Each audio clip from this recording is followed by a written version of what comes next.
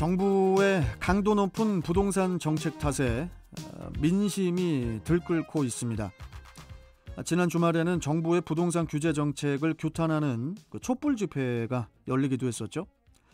집회 참가자들은 6.17 대책 때문에 실수요 목적으로 분양받은 주택에 대한 대출도 또 처분도 어려워졌다고 주장하는데요. 해결될 기미가 보이지 않는 부동산 관련 내용, 투데이 핫이슈 인터뷰 서진형 대한부동산학회 회장 연결해서 이야기 나눠보도록 하겠습니다. 자, 서진형 회장님 안녕하십니까? 네, 안녕하십니까? 예, 반갑습니다. 예.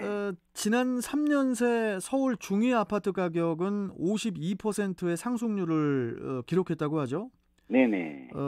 부동산을 잡겠다는 정부의 그 노력에도 불구하고 이렇게 경이로운 기록을 세웠다면은 뭐 어떻게 실패했다고 봐야 됩니까? 어떻게 봐야 될까요, 회장님? 예, 이게 뭐 경실련이 내놓은 자료이잖아요. 예. 경실련에서 뭐 이명박 정부 때는 뭐 마이너스 3%, 박근혜 정부 때는 뭐 한 29% 정도 상승했다고 발표했는데, 예. 사실 우리가 이제 이 문재인 정부 때는 사실 뭐 20% 이상 또 상승을 했다고 얘기를 하고요. 예. 근데 이제 뭐 국토부가 또 이제 그게 또 반박을 했지 않습니까? 예. 이 감정원의 조사 자료를 인용을 해서 문재인 정권이 출범하고 난 이후에 이제 3년 동안 아파트 가격이 한 14% 내외로 이제 발표를 했습니다. 예. 사실 우리가 이제 뭐 통계라는 것은 이게 조사 대상이나 조사 범위 이런 것들에 따라서 우리가 다를 수밖에 없습니다. 우리가 이제 통계라는 것은 뭐 우리가 이제 뭐 통계학 원론에 나오는 얘기입니다. 예. 이 정치적 산수이다라고 얘기를 해요. 예. 그래서 이제 이 정부에서는 사실 국민들이 공감할 수 있는, 뭐 믿을 수 있는, 신뢰할 수 있는 이런 통계 자료들을 발표할 그 의무가 있는데 이런 논란이 일고 있는 것이 사실 좀 안타깝습니다.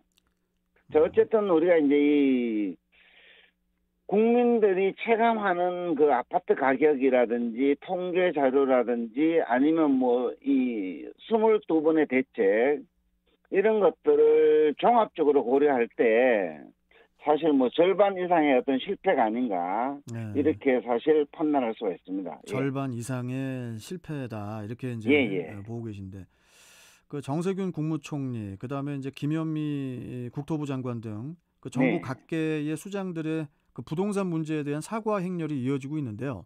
네네. 근데 이제 문제는 사과 그 이후가 아니겠습니까?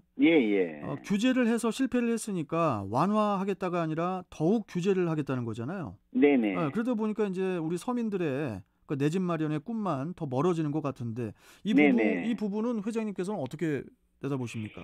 우리가 이제 정책학에서나 이렇게 보게 되면 뭐 규제의 역설이라든지 뭐 작은 정부 특히 뭐 우리나라 같은 경우는 이제 소관 부처가 없으면 경쟁력이 좀 있다 이런 얘기들을 많이 하고 있습니다. 사실 뭐 대표적인 사례를 보게 되면 코브라 현상이라는 것이 있습니다. 코브라 현상이요? 예. 이게 뭡니까? 인도에서 그 영국 식민지 시절에 코브라가 창궐을 하게 되니까 사실 그게 이제 인명피해가 많이 증가하는 겁니다. 예. 그랬더니만은 이제 정부에서 코브라를 잡으면 이제 포상금을 준 겁니다. 그러다 보니까 이제 코브라들이 좀 줄어들겠죠, 그죠? 그런데 이제 어느 날 갑자기 이제 포상금이 엄청 늘어나는 거예요. 너무 많이 잡아오니까? 아닙니다. 농가에서 이제 코브라를 사육해서 신고하게 되는 거죠. 사육해서? 예. 그래서 이제 재정 부담이 증가하게 되니까 사실 정부에서 이 정책을 포기하게 됩니다. 그러니까 이제 농가에서 키우던 코브라들을 다 방사를 하지 않습니까? 그렇죠. 그래서 이제 코브라가 너무 이제 많이 증가하게 되었다는 이 규제의 역설을 얘기를 하는 겁니다. 사실 우리나라 같은 경우에도 이제 비정규직 지원 대책들을 많이 내놓다 보니까 비정규직들이 너무 많이 생기는 겁니다. 그러니까 코브라 현상하고 뭐 흡사하다 이런 말씀이시죠? 예, 그렇죠. 이제 대학 같은 경우에도 이제 시간 강사 우대 정책을 펴니까 시간 강사 해고 사태가 이어지는 겁니다. 그래서 이 부동산 대책 같은 경우에도 이런 이제 부작용들이 풍선 효과로 나타나고 있는 겁니다. 네. 그래서 이제 이 현 정부에서 부동산 정책들을 자꾸 이렇게 이제 규제 중심이 아니라 이제는 공공 부분과 민간 부분으로 좀 나누어서 투트랙 전략으로 변화시켜야만 시장에 반응하지 않을까 지금 이렇게 생각을 합니다. 공공 부분하고 민간 부분이 나눠져 있는 상황 아니에요, 지금? 공공 부분만 정부에서 주거 취약계층에게 영구임대주택을 공급하고 그렇죠. 민간의 경우에는 민간 공급 시장에 맡겨서 수요와 공급에 의해서 시장이 조절될 수 있도록 정부에서 너무 많은 개입을 하면 아니 된다는 얘기입니다. 우리 서진영 회장님께서 청와대로 들어가셔야 될 것 같은데.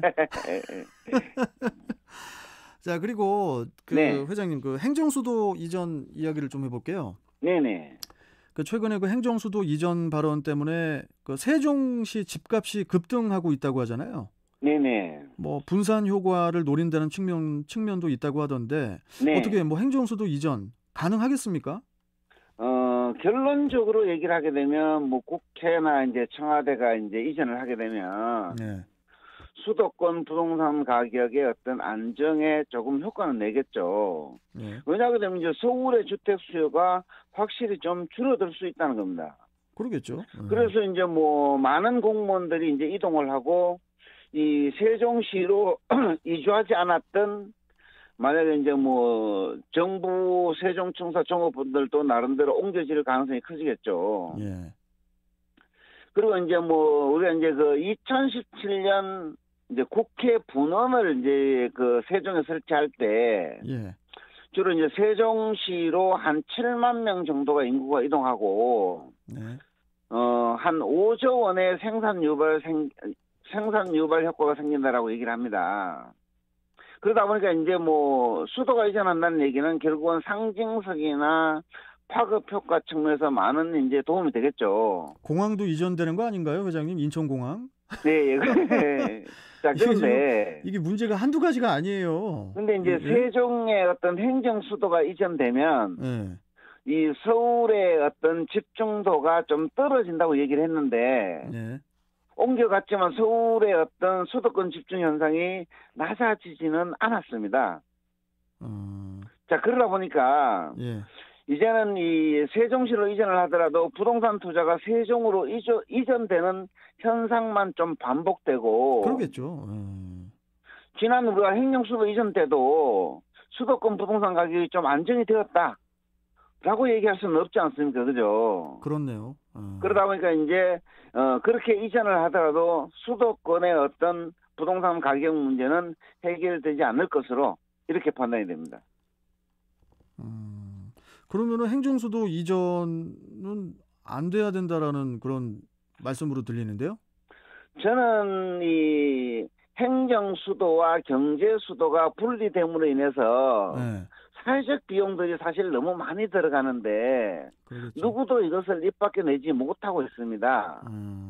그래서 이제 이 사회적 비용들은 결국은 이제 국민들의 고통으로 돌아오는데 그러한 것들을 고려할 필요가 있다라고 얘기를 하는 겁니다. 오늘 제가 준비한 질문들이 되게 많았는데 지금 시간 관계상 회장님과 오늘 이야기는 여기서 좀 여기까지만 듣고요. 다음 시간에 또 좀 이어서 우리 서 회장님하고 부동산 관련해서 좀 이야기를 좀 나눠볼게요. 오늘 말씀 잘 들었습니다. 감사합니다. 자, 지금까지 서진영 대한부동산학교 회장과 이야기 나눠봤습니다.